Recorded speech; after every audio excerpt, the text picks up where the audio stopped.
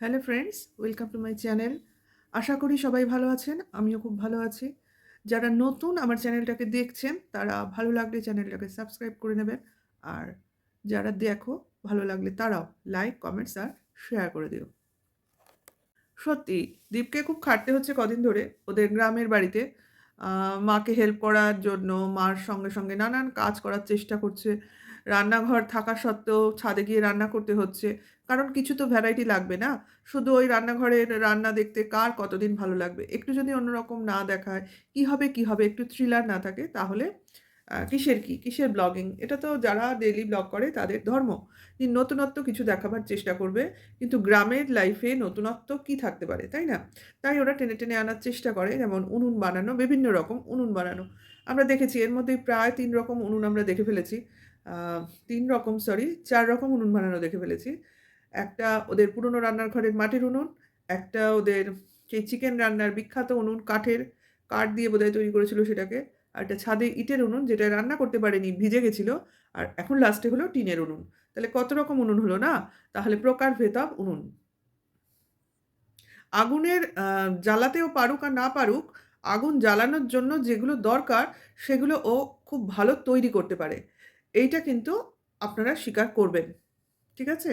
মানে যেখানে জ্বালিয়ে রান্না করা যাবে, জ্বালানিটা তো ওদের বাড়িতে অ্যাভেলেবেল। কাঠের কোনো অভাব নেই, আগুনের কোনো অভাব নেই। কিন্তু আগুন জ্বালাতে গেলে একটা পাত্রের প্রয়োজন হয়, হ্যাঁ? মানে একটা বস্তুর প্রয়োজন হয়, কোনো জিনিসের প্রয়োজন হয়। সেটাই ওকে একটু মাথা খাটিয়ে বানাতে হয় অ্যাকচুয়ালি। তার মানে ওটাই হচ্ছে ওর দেখানোর বিষয়বস্তু। মানে আমার থ্রিলারের জিনিস। ঠিক আছে? সে কোনো উনুনই হোক বা নিজের বউই হোক, আ জিনিস যদি থাকে তাতে আগুন ঠিক লেগে যাবেই। কিন্তু জিনিসটাকে ঠিকমতো তৈরি করতে হবে। তবে তাতে আগুন দেওয়া সম্ভব হবে। তাহলে সেটায় ও খুব পারদর্শী এবং সেই ব্যাপারটা আমরা দেখে নিয়েছি অলরেডি। কাজেই সব উনুনেই যে রান্না হবে এতে কিন্তু আর কোনো আশ্চর্য নেই। যাই হোক, আগের দিনে ছাদে বসে খাওয়া-দাওয়া হলো। কিন্তু আজকে ছাদে রান্না হলো, কিন্তু খাওয়া হলো ঘরে। কেন হলো কিন্তু আমাদের দেখায়নি। একসাথে বসে সেই কাঁথায় বসে খাওয়া, সে খাওয়াও দেখায়নি। আবার টেবিলে চলে এসেছে। বলে মানে বলে না, যাতে মানুষ অভ্যস্ত নয় সেটা কতদিন ধরে দেখাবে। কোনো ১ দিন দেখাবে, ২ দিন দেখাবে। মানে এটা চলতে থাকবে না। কাজেই যতই বলুক ছাদে পিকনিক করব, কিন্তু ছাদে রান্না করল, করে আবার ঘরে এনে খেলো। তাহলে পরিশ্রমটা কার হলো? অ্যাকচুয়ালি পরিশ্রম কার হলো? কারণ এটা ব্লগিং এর জন্যই তৈরি করা। খেটে মরছে মা। ঠিক আছে? কিন্তু মার কোনো দোষ নেই। মা খাটতে ভালোবাসে। ছেলের জন্যই তো খাটছে না। এ তো মেয়ে নয়। ছেলের জন্য খাটছে। তার বদলে পয়সা আসছে। ছেলে বাবা-মাকে প্রতিপালন করছে। কারণ এই বাবা-মার মুখে হাসি ফোটানোটাই ছেলের প্রধান উদ্দেশ্য। কারণ তারা অত্যন্ত ভয়ংকর সব অভিজ্ঞতার মধ্য দিয়ে গেছে। তাই তো? আমরা সবাই দেখেছি। কারণ ও যে কথাগুলো বলছে একটাও কিন্তু মিথ্যে কথা না। এগুলো সবই ভয়ংকর অভিজ্ঞতা। আ একদম ফার্স্ট লাইফ এ যখন আমাদের দীপ উপস্থিতি ছিল না, তখন কিনা একটা ভয়ংকর পরিস্থিতির মধ্যে দিয়ে এনারা নিজের কোলের সন্তানকে, আদরের সন্তানকে প্রতিপালন করতে পারেননি এবং তার বাপের বাড়িতে মা এসে যখন নিতে চেয়েছে তাকে দিয়ে দিয়েছেন। যদিও আ এই সন্তানের জন্ম কিন্তু উনি বাপের বাড়িতেই থাকাকালীনই হয়েছে এবং ওখানে আম সৌমালি অনেক যত্নেই ছোটবেলায় যে কটা দিন ছিল, ছিল। তারপরে সে তার পিতৃস্থলে চলে এসেছিল। কিন্তু সেইখানে সে সেইরকম যে যত্ন সে তার মামার বাড়িতে পেয়েছিল, দিদার বাড়িতে পেয়েছিল, সেইরকম যত্ন পায়নি। সেটা আমরা কি করে জানলাম? লোকে প্রশ্ন করতেই পারে। কারণ বিভিন্ন লোকের জবানবন্দিতে আমরা এগুলো জানতে পেরেছি।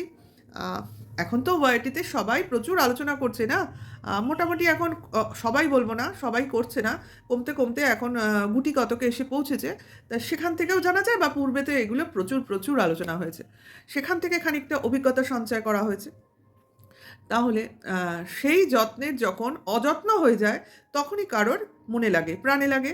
কারণ যে যত্নটা আমি করেছিলাম, সেই যত্নের বস্তুটাকে অন্য লোক গিয়ে যদি হেলায়-ফেলায় আ ফেলে রাখে, তখন কিন্তু প্রাণে লাগে। তাই না?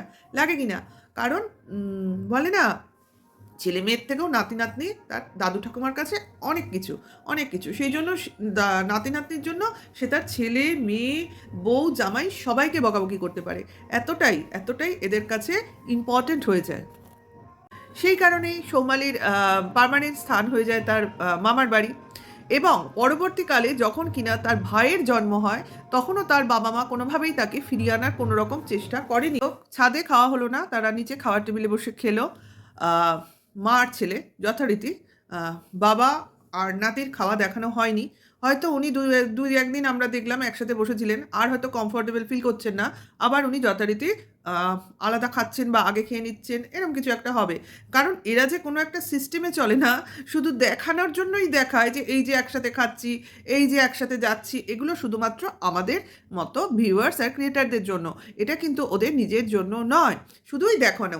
আসলে এই ফ্যামিলিটার ভিলেজ লাইফ দেখানোর কথা, কিন্তু এরা নিজেদের সহজ সরল লাইফটা দেখিয়ে ফেলে। হ্যাঁ, যেটা কিনা একদম জটিল নয়, খুব সহজ এবং সরল, লোকের বুঝতে কোনো অসুবিধা হয় না। তাই জন্য লোক একদিন ভাবে বাবা এখানে আছে, তো বাবা আরেকদিন ভাবে বাবা কোথায় আছে। মানে আমাদের চিন্তা চিন্তা করতে করতেই দিন কেটে যায়। এই দেখলাম ছেলে ওদের সঙ্গে আছে, খাচ্ছে, আর পরেই দেখবো হয়তো এরা লাইভে বসে গেছে, ছেলে কোথায়, না ছেলে পাশের ঘরে। কেন? সেখানে ছেলেকে রাখা যাবে না, ছেলেকে অন্য জায়গায় থাকতে বলা হয়েছে। তাহলে কেন? ওইটুকু বয়স, যার 3 বছর মাত্র বয়স, সমস্ত ফ্যামিলি মেম্বার বাইরের লোক, যেখানে লাইভ হচ্ছে সেই রুমে রয়েছে, আহ, আর বাচ্চা ছেলেটাকে একা ওই রুমে বলেনি, কিন্তু কারোর সঙ্গে আছে। এটা কিন্তু আমরা দেখেছি, এবং যারা আমাদের সঙ্গে দেখেছেন তারা সবাই দেখেছেন। অথচ তার আগের একটি লাইভেই কিন্তু এরাই সবাই ফ্যামিলি মেম্বাররা ছিল, বাচ্চাটা পাশের ঘরে ঘুমাচ্ছিল, তাকে কিন্তু টেনে নিয়ে আসা হয়েছে ওই লাইভে, কি না, চিকেন পকোড়া খাওয়ার জন্য। অদ্ভুত না এদের ডিসিশন? এক এক দিন এক এক রকম। মানে এরা নিজেরাই ঠিক ভেবে পায় না কখন কি করবে, কখন কি দেখাবে, কিভাবে আসলে ভিউয়ার্সদের ইমপ্রেস করবে। হুম, সবসময় মানে এরা নিজেরাই একটুখানি বোধহয়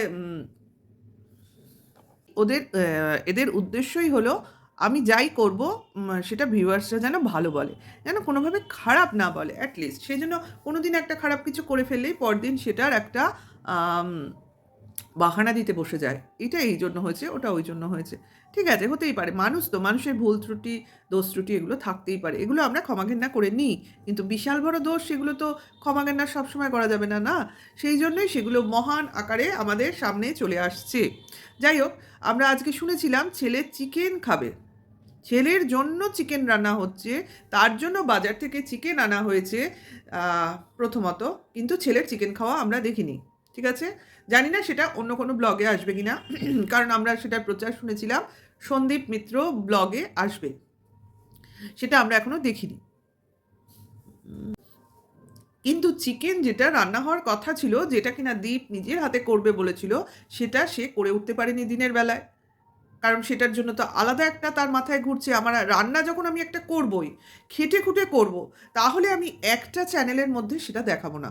তাহলে আমার আরেকটা চ্যানেল আছে, সেটাই যদি আমি আরেকটা ভিডিও করে ছাড়তে পারি, তাহলে আমার ভিউটা বেড়ে যাবে, ভিউটা তাহলে আমি বেশি পাবো, তাই না?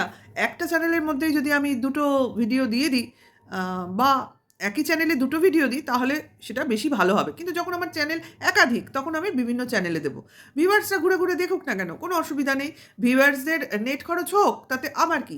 আমার তো রেভিনিউ আসবে। আমার উদ্দেশ্যটা কি? আমার ইনকাম করা, আমার ছেলেকে বড় করা, মানুষের মতো মানুষ করা, তাই না? আমার নিজের মনের দুঃখ, আমার নিজের মনের কষ্ট, এগুলো নিয়ে আমি মাথা ঘামাই না। আমার নিজস্ব কোনো সুখ চাহিদা আমার নেই, এগুলো আমার চাহিদার মধ্যে পড়েই না। আমার মেইন হচ্ছে আমার বাবা, আমার মা, আমার ছেলে। ঠিক আছে, বাবা মাকে সমস্ত কষ্ট ভুলিয়ে দেবো, আর ছেলেকে মানুষের মতো মানুষ করে তুলবো।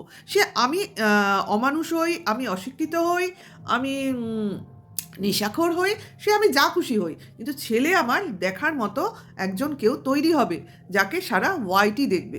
তাই তো? হ্যাঁ, তার জন্য তাকে আমি যতটা আমার ক্ষমতায় আছে, আমার সমস্ত জ্ঞান ভাণ্ডার আমি ছেলের উপর লুটিয়ে দেবো। ওকে, যদিও ছেলেকে আমরা দুবেলার মধ্যে একবেলাও পড়াতে বসাতে দেখি না, ছেলে স্কুলে যাচ্ছে। ঠিক আছে, সেই অবশ্য সেও একটা কথা বলার আছে, সেই স্কুলের স্যারকে নিয়েও নাকি একটা কোনো কিছু দেখাবে বলেছিল, যে ওই স্কুলের স্যারও কিছু বলতে চান ভিডিওতে। অর্থাৎ আমার মনে হয় ওই স্কুলে বলেছিল না, ও ছেলে যাচ্ছে যেখানে কিনা ও ভর্তি করেনি, অথচ যাচ্ছে, কিন্তু পরে ডিক্লারেশনও দেয়নি যে ভর্তি হয়েছে। রোজ ছেলে স্কুলে যায়, কিন্তু এখনও কি ভর্তি হয়েছে, নাকি এটাও একটা স্কুলের প্রমোশন হতেও পারে। সেই চিকেন কিন্তু রান্না হয়নি। কেন হয়নি? কারণ দীপের অনেক কাজ ছিল, তার মাও বলল ছেলে অনেক কাজ করেছে আজকে, তার জন্য ভিডিও এডিটিং এক্স্যাক্টলি ইউটিউবের কাজ করতে করতেই দেরি হয়ে গেছে, সেই জন্য মাংস রান্নাই হয়নি। তাহলে মাংস রান্না কখন হবে? সন্ধেবেলায় হবে, এটা আমরা শুনলাম এবং দেখলামও। রান্নার প্রসিডিওর বা চলাকালীন কোনো ভিডিও আসেনি, আসবে, ওয়েট করতে বলেছে, নেক্সট চ্যানেলে আসছে। আর মাংস রান্নাটা দেখিয়ে দিয়েছে, সঙ্গে কি লুচি, সবই দেখালো, খেলো না। আর ছেলের খাওয়া তো দেখালোই না, অথচ ছেলের জন্যই চিকেন আনা হয়েছে। এখন ওই রান্নার যে চ্যানেলে রান্না দেখাবে, সেই চ্যানেলে ছেলের খাওয়া দেখাবে কি না বলতে পারছি না, কিন্তু এই চ্যানেলে নেই। তাহলে লাস্টে একটা কথা বলবো আমাদের দীপকে, আহ, দিদি তো নিজের দিদি, তো তার মনের কিছু দুঃখ, হুম, যে কিনা সে এখানে ছিলই না, তবু তাকে টেনে হিচড়ে টেনে আনা হয়েছে। সেই দুঃখটুকুই সে এসে ভিডিও এবং লাইভের মাধ্যমে শেয়ার করেছিল। আহ, এই মাধ্যমটাকেই বেছে নিয়েছিল, যেহেতু সামনে দেখা সত্ত্বেও সেই কথাটা হয়নি বা দূরত্বটা কমেনি, সেই জন্য অনেক দূর থেকেই এইটা ক্লিয়ার করতে চেয়েছিল, অনেক দুঃখ নিয়ে, অনেক অভিমান নিয়ে, অনেক ভুল বোঝাবুঝি নিয়ে। কারণ এক হাতে তালি বাজে না, আমরা সবাই জানি, দুই হাতেই তালি বেজেছে।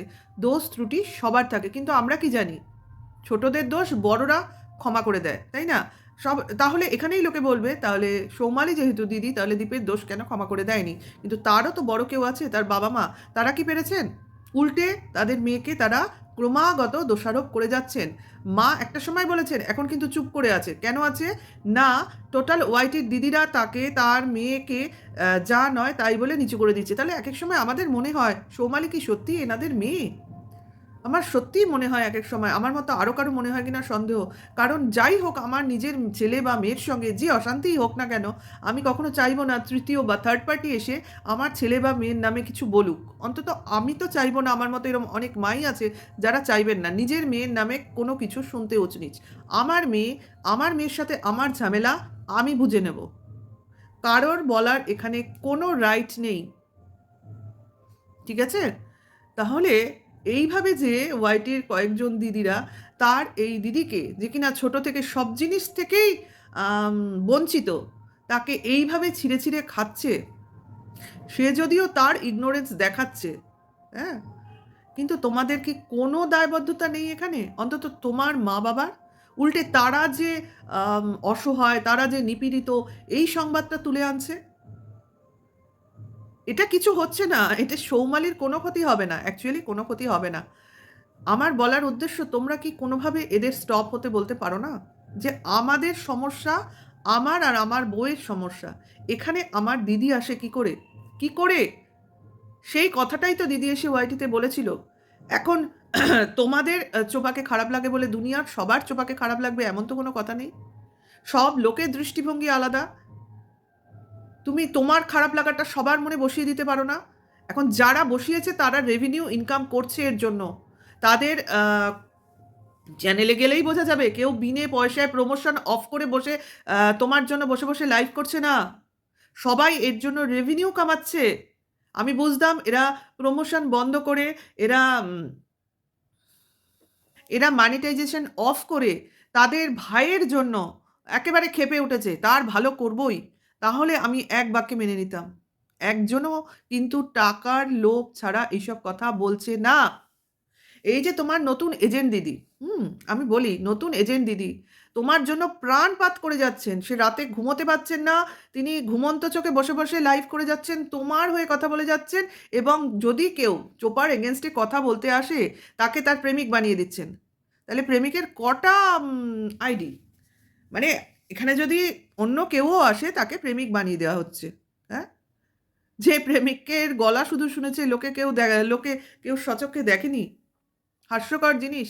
হ্যাঁ, ঠিক আছে, উনি ওনার মতো চলছেন, উনি যেরকম দেখেন, উনি যেরকম ভাবেন, ওনার সারাউন্ডিংস যেমন, উনি সেরমই কথা বলবেন, এতে কোনো আমাদের অসুবিধা নেই। হ্যাঁ, কিন্তু যেরম বোঝাতে চাইছেন, সেভাবে কতদিন, সেভাবে কতদিন? এইভাবে তো চলতে পারে না, তাই না? আপ্রাণ গেলানোর চেষ্টা করছেন ওনার সাজেশনগুলো, কিন্তু তারাই গিলবে যতক্ষণ তাদের ওইসব নেগেটিভিটি ভালো লাগবে। কতদিন, কতদিন? আইনের সাহায্যে যখন সমস্ত ঘটনার সামনে চলে আসবে, তখন কি এই ভিউগুলো থাকবে? জানি না। অবশ্য জানি না। কারণ ভিউয়ার্সদের চয়েসটা বিভিন্ন রকম। কারণ উনার কমেন্টস বক্সে গিয়ে অনেকেই আমরা জানি আমাদের প্রীতম দিশানির ব্যাপারটা। সবাই জানি প্রীতম দিশানি, রিমির ব্যাপারটা এবং এটার জন্য যে উনি ভীষণভাবে একসময় লড়েছিলেন, সেই ঘটনাগুলো আমার মোটামুটি সবারই জানা। তাহলে তাদের নিয়ে বলতে বললেও একসময় যাদেরকে ভাঙিয়ে উনি প্রচুর রেভিনিউ কামিয়েছিলেন, তাদেরকে নিয়ে বলতে বললেও এখন উনি তাদেরকে নিয়ে বলতে বসেন না। লোকজন তাকে রিকোয়েস্ট করে, "দিদি ওদের নিয়ে কিছু বলুন, ওদের নিয়ে শুনতে চাই।" উনি বলেন, "দাঁড়াও না বলবো, পরে বলবো। এখন তো আমি দীপকে নিয়ে বলে নিই।" কেন বলেন? কারণ এখন প্রীতম দিশানি রিমিকে নিয়ে বললে উনি যে রেভিনিউটা দীপকে বলে পাচ্ছেন সেটা পাবেন না। কারণ উনি জানেন, পয়সাটা খুব ভালো চেনেন। এখন এটাকে খাওয়ার, কারণ এটা বেশিদিন থাকবে না। এটাকে আগে ভাঙিয়ে খেয়ে নিই। তারপর দেখা যাবে কে প্রীতম, কে দেশানি। তাহলে বোঝা উচিত দীপের যে সেও কিন্তু একসময় এই দিদির ভাই ছিল। হ্যাঁ? খুব প্রিয় ভাই ছিল একদম। যাকে কিনা একদম আগলে রেখেছিল। হুম?